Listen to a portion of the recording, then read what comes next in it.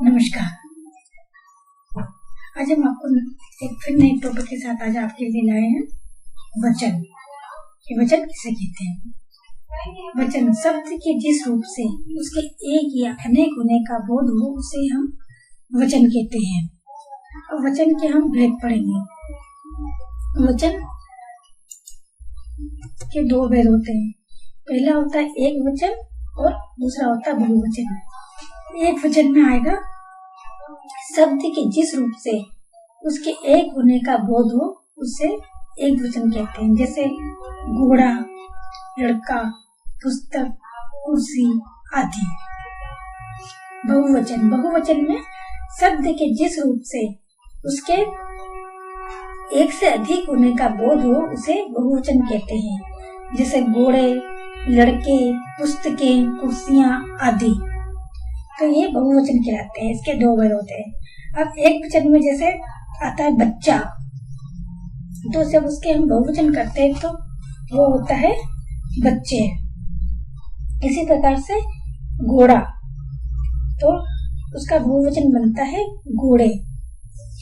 इसी प्रकार से कमरा, तो उसका बनता है कमरे। इसी प्रकार से गधा, तो उसका बनता है गधे। इसी प्रकार से कपड़ा, तो कपड़ा हो गया एक वचन, और जब उसको हम बहुवचन बनाते हैं तो वो हो जाता है कपड़े।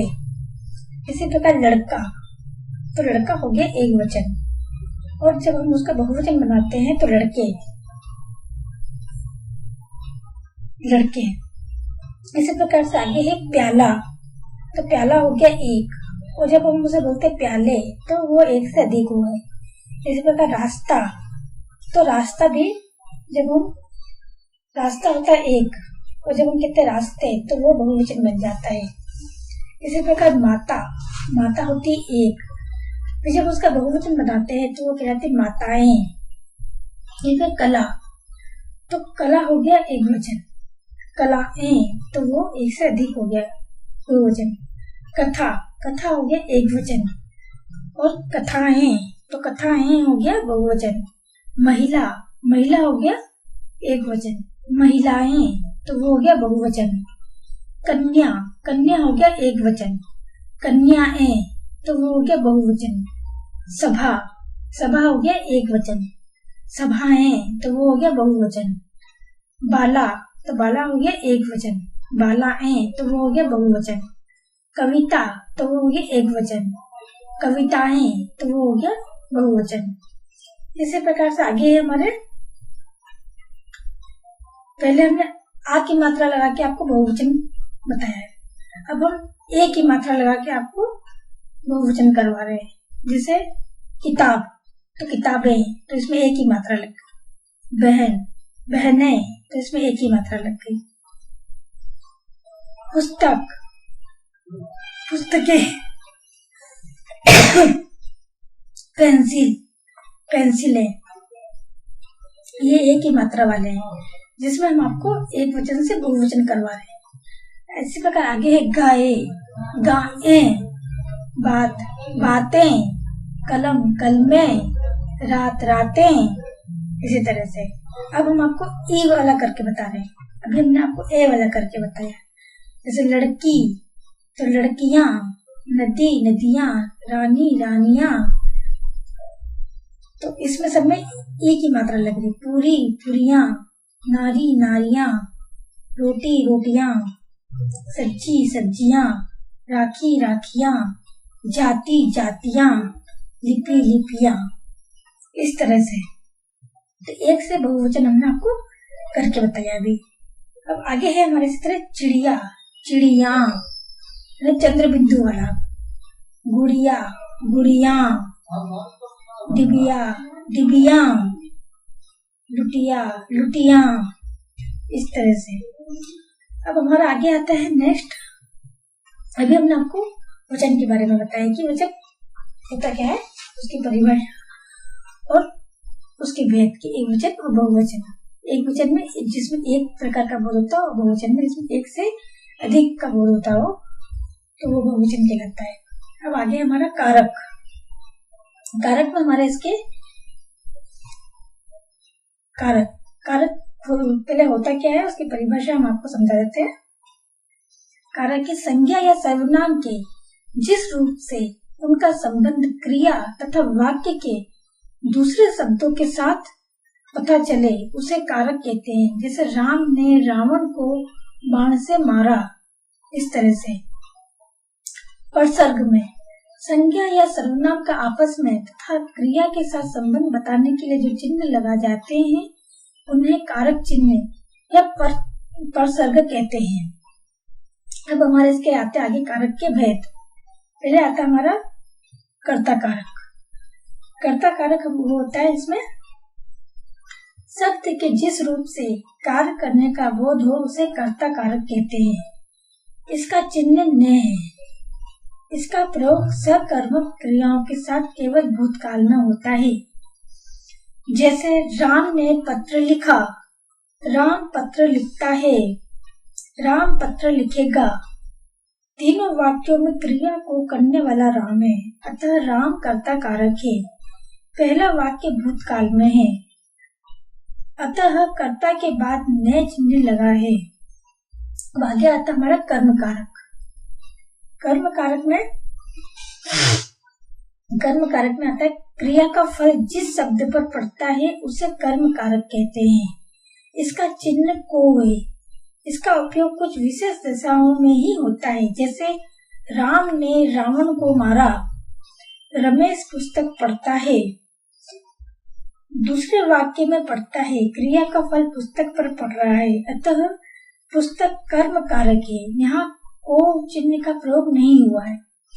पहचान क्रिया से पहले क्या अथवा किसको लगाकर प्रश्न कीजिए। मैंने उसमें बताया है कि इसमें प्रश्न में किस तरह से बनता है वो बताया है। अब किसने किसको मारा है, क्या किया है, ये सब कर्म कारक में है। अब हमारा आता नेक्स्ट करण कारक। करण कारक है संज्ञा या सर्वनाम के जिस रूप से कार्य को करने के साधन का बोध हो उसे करण कारक कहते हैं। जैसे मोहन कलम से लिखता है। यहाँ लिखने का साधन कलम है, अतः कलम करण कारक है।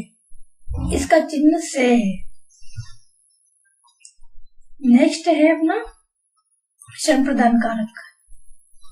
श्रम प्रदान कारक में आएगा, पहले इसकी परिभाषा पढ़ते हैं। जिसके लिए कोई काम किया जाए या किसको कुछ दिया जाए वह संप्रदान कारक होता है। इसके चिन्ह को के लिए है। जैसे भिखारी को भिक्षा दो, पिताजी राम के लिए पुस्तक लाए, तो इसमें को भी आ गया और के भी आ गया। तो पहले वाक्य में भिखारी में को आ गया, और दूसरे वाक्य में राम के आ गया, तो इसमें को और के का चिन्ह का प्रयोग हुआ है। आगे है हमारा अपादान कारक। अपादान कारक में आएगा शब्द के जिस रूप से अलग होने का भाव प्रकट हो उसे अपादान कारक कहते हैं। इसका चिन्ह से है। जैसे बादल से बूंदें गिरती हैं, गंगा हिमालय से निकलती है, इस तरह से। तो पहले वाक्य में बूंदों के बादल से अलग होने तथा दूसरे वाक्य में गंगा की हिमालय से अलग होने का भाव प्रकट हो रहा है, अतः बादल तथा हिमालय अपादान कारक है। आगे है हमारा संबंध कारक। संबंध कारक में जब संज्ञा अथवा सर्वनाम का अन्य संज्ञा अथवा सर्वनाम के साथ संबंध दिखाया जाए तो वहाँ पर संबंध कारक होता है। इसके चिन्ह का की के आदि है। जैसे राम का भाई मोहन गया, रमेश के पिताजी आए, गीता की माता जी खाना बना रही हैं। तो इसमें का भी आगे, पहले में का आया, दूसरे में के और तीसरे में की आया। तो पहले वाक्य में राम का भाई के साथ, दूसरे वाक्य में राम का पिता के साथ और तीसरे वाक्य में गीता की माता के साथ संबंध दिखाया है, अतः राम रमेश गीता संबंध कारक है। अब आगे इसी तरह हमारा इसका अगला भेद है अधिकरण कारक। अधिकरण कारक में आएगा सत्य के जिस रूप से क्रिया के आधार का बोध हो उसे अधिकरण कारक कहते हैं। सरल शब्दों में कहा जा सकता है कि जहाँ पर या जिसमें क्रिया घटित हो वहाँ अधिकरण कारक होता है। जैसे पिताजी कमरे में बैठे हैं, शिवम ने मेज पर बस्ता रखा, तो ऊपर के वाक्यों में बैठे हैं क्रिया का आधार कमरा है तथा रखा क्रिया का आधार मेज है, तथा कमरा तथा मेज अधिकरण कारक है। अधिकरण कारक के चिन्ह में, पर, के, ऊपर, के, अंदर है। अब आगे आता हमारा संबोधन कारक। संबोधन कारक में जब किसी संज्ञा अथवा सर्वनाम को संबोधित करने या उसका स्थान आकर्षित करने का बोध हो तो वहाँ पर संबोधन कारक होता है। इसके चिन्ह हैं हे, अरे, ओ, अजी आदि। संबोधन कारक के बाद संबोधन चिन्ह का प्रयोग होता है। जैसे हे भगवान मेरी रक्षा करो, तो हे भगवान के बाद आएगा संबोधन चिन्ह, फिर आएगा मेरी रक्षा करो।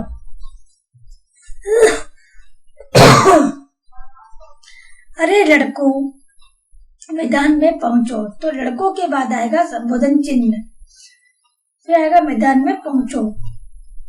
इस तरह से तो अभी हमने कारक और उसके चिन्ह के बारे में आपको बताया।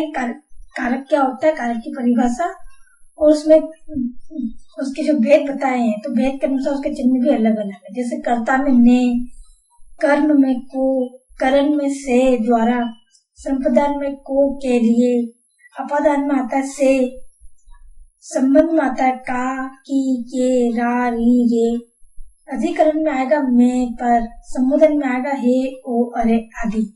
तो ये सब कारक के जो भेद है उनके अलग अलग चिन्ह है। तो इससे हमें पता पड़ जाएगा कि किस कारक में कौन सा चिन्ह आता है। तो उससे हमको जब इसके वाक्य लिखे हुए आएंगे तो उससे हमें साफ पता पड़ जाएगा कि ये कौन सा कारक है, कौन सा कारक इसमें आ रहा है।